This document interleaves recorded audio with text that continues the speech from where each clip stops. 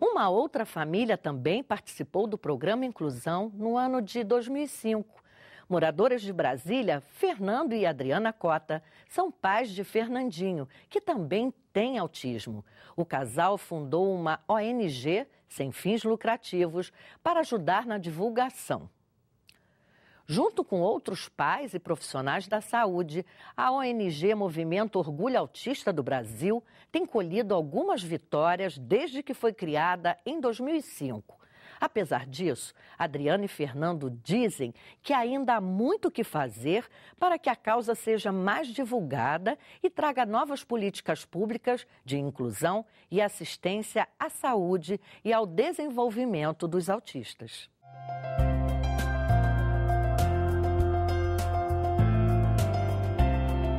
Em 2005, nós gravamos com a família Cota para o programa Inclusão.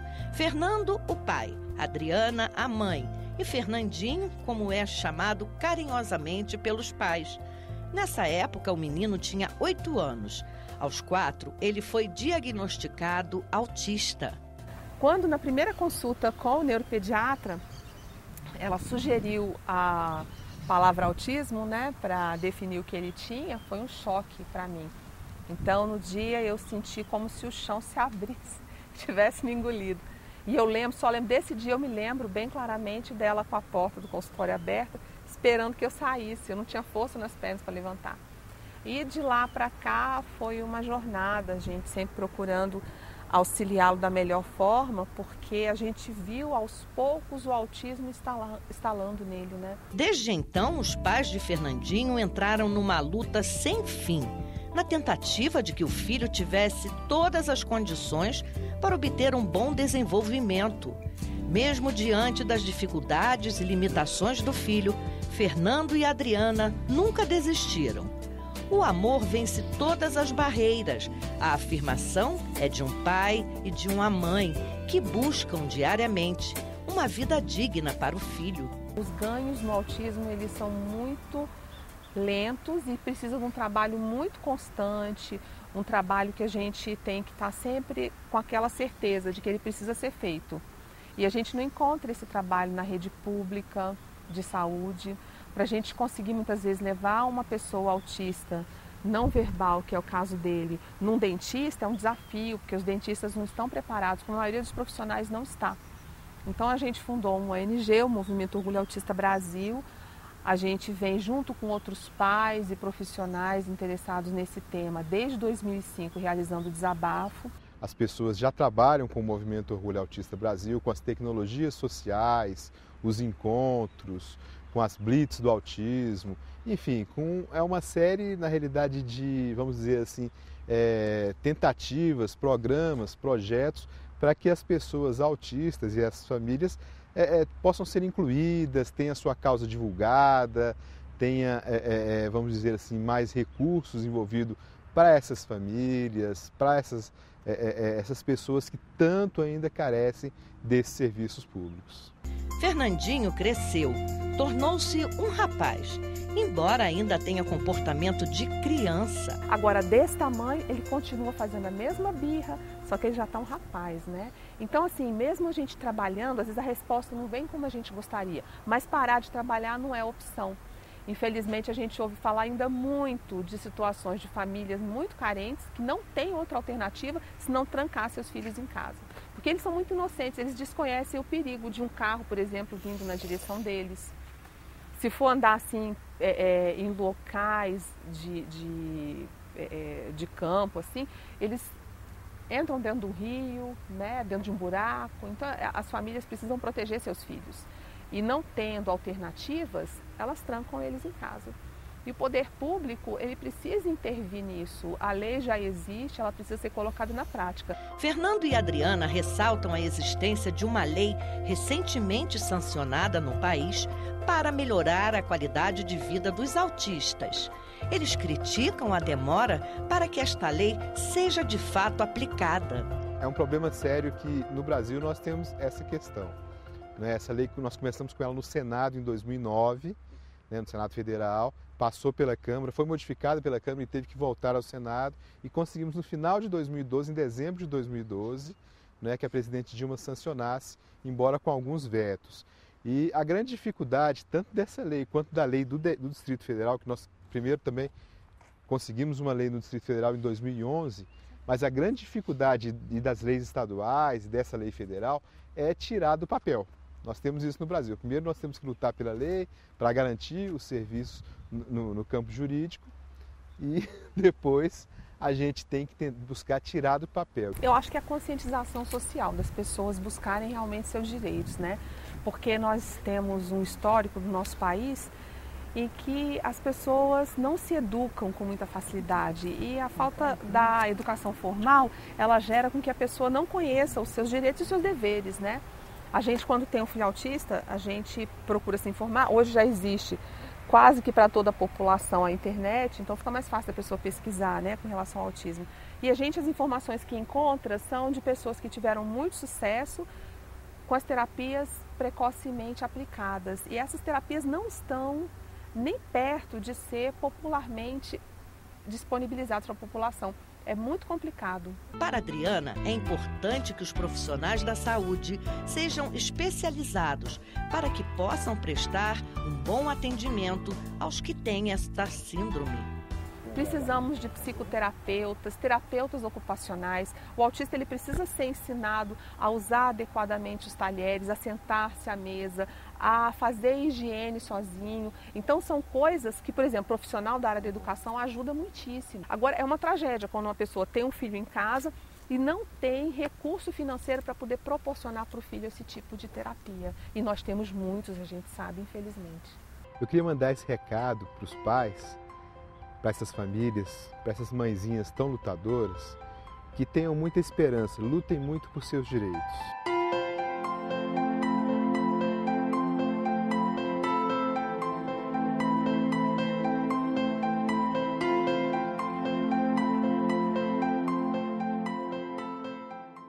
Um aplicativo de voz poderá ser usado nas escolas públicas para atender alunos com deficiência motora, física ou cognitiva.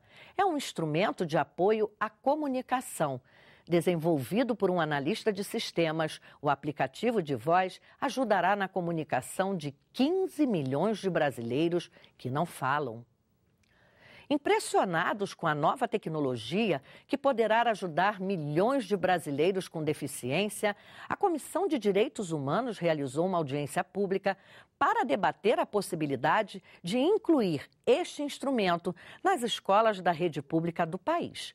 A reivindicação foi encaminhada pelo então ministro da Educação, Aloísio Mercadante. O analista e criador do sistema Livox, Carlos Edmar Pereira, apresentou para os senadores e representantes do Ministério da Educação o funcionamento da ferramenta que vai permitir a comunicação entre as pessoas com problemas na fala. Esse software vai beneficiar pacientes com paralisia cerebral, autismo, sequelas de derrame, traqueostomia, entre outros problemas. Assim como minha filha, 15 milhões de brasileiros não falam, tá certo? É muita gente. Só para vocês terem uma ideia, essas pessoas são invisíveis, né? São pessoas com paralisia cerebral, sequelas de derrame, autismo, esclerose lateral amiotrófica, enfim, diversas doenças e deficiências que impedem o processo da fala. Então é muita gente, né, que vive à margem da sociedade, sem voz e sem vez. A representante do Ministério da Educação elogiou a iniciativa do Senado em promover a audiência pública sobre um tema relevante, a qualidade de vida da pessoa com deficiência. Agradecer, senador, né, por uma vez mais termos a oportunidade de debatermos aqui, nesta casa, o tema do direito da pessoa com deficiência à educação e, sobretudo, oportunizarmos também a possibilidade de prestarmos conta de todo o processo, né, de formulação e implementação de política pública apoiada pelo governo federal nos sistemas públicos de ensino, tendo em vista a promoção das condições de pleno acesso participação e aprendizagem das pessoas com deficiência. O analista de sistemas, Carlos Edmar, criou o Livox especialmente para se comunicar com a filha de 6 anos, que tem paralisia cerebral. Eu fiz por causa da minha filha chamada Clara, que tem paralisia cerebral, que o papai de Clara fez para conversar com Clara. Então, hoje em dia, o Livox é uma alternativa de comunicação profissional. O analista explica que o aplicativo já está disponível para quem tiver interesse. Através do site www.agoraeuconsigo.org, já tem milhares de brasileiros usando o Livox, gente de norte a sul do Brasil está usando. Mostra aí o que você gosta, Clarinha. Fala para ela o que você gosta. Eu gosto de brincar de casinha. Ah, de brincar de casinha? Carlos Edmar demonstra como a filha se comunica com ele e com a mãe. Eu quero beber. Você quer beber o quê? Você quer beber o quê, Clarinha? Você quer beber o quê? Eu quero tomar achocolatado.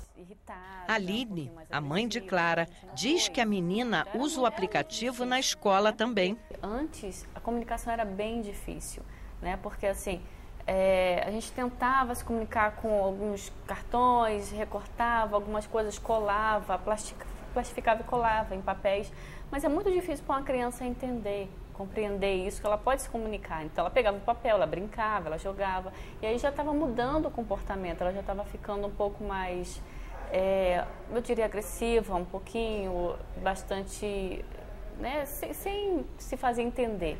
Então isso estava prejudicando realmente Clara. E depois do Livox mudou tudo. Ela se fez entender, então ela ficou mais feliz, ela pode falar o que ela quer, o que ela sente, ela fica feliz da gente compreender isso, e aí ela vai avançando no conhecimento.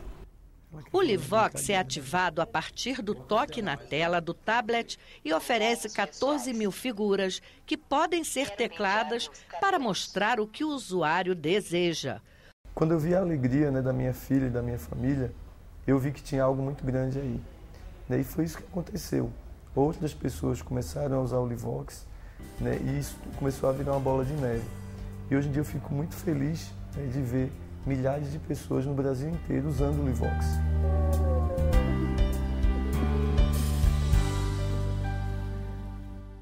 A Organização das Nações Unidas, numa demonstração de solidariedade à elevada incidência de pessoas acometidas pelo autismo no mundo, criou o Dia Mundial de Conscientização sobre o Autismo. A síndrome afeta a fala, prejudica a interação social e o comportamento da pessoa. Aqui no Brasil, solidários à melhoria da qualidade de vida dos autistas e também para maior conhecimento sobre a síndrome junto à população, os senadores da Comissão de Educação aprovaram um projeto que institui o Dia Nacional de Conscientização sobre o Autismo. A data será comemorada no dia 2 de abril. O senador Álvaro Dias é o relator da proposta. Qual a importância desse Dia Nacional de Conscientização sobre o Autismo? Nós temos no Brasil cerca de 500 mil autistas. No mundo são mais de 35 milhões de autistas. A novela Amor à Vida da Rede Globo suscitou um instigante debate recentemente que contribuiu para esclarecer, para conscientizar. O objetivo desse projeto, que define como Dia de Conscientização do Autismo, dia 2 de abril, que é também um dia já dedicado à conscientização pela ONU internacionalmente, não é? Tem esse objetivo, promover o debate, informar, conscientizar as pessoas. Nós temos, é claro, modalidades diferentes de autismo, né? Alguns mais graves, outros menos graves, mas é preciso que as pessoas conheçam a forma de agir diante da presença do autista. Então, o objetivo do projeto é esse. E o senhor acha que, além disso, vai incluir esses autistas na sociedade, no trabalho, enfim, serem participantes?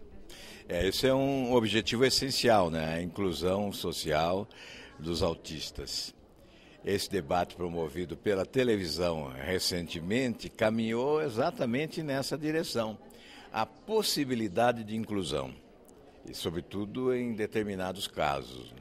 Então, o que nós achamos ser fundamental, e esse projeto é do ex-senador Flávio Arnes, eu fui o relator dele, o que é essencial é exatamente a conscientização das pessoas. Isso é que alimenta o propósito do autor do projeto ao sugerir ao Congresso Nacional a aprovação dessa medida. O projeto já foi aprovado terminativamente no Senado e está na Câmara dos Deputados aguardando deliberação. Veja a seguir o trabalho de uma instituição pública de saúde que atende crianças com transtornos mentais. O Inclusão volta já.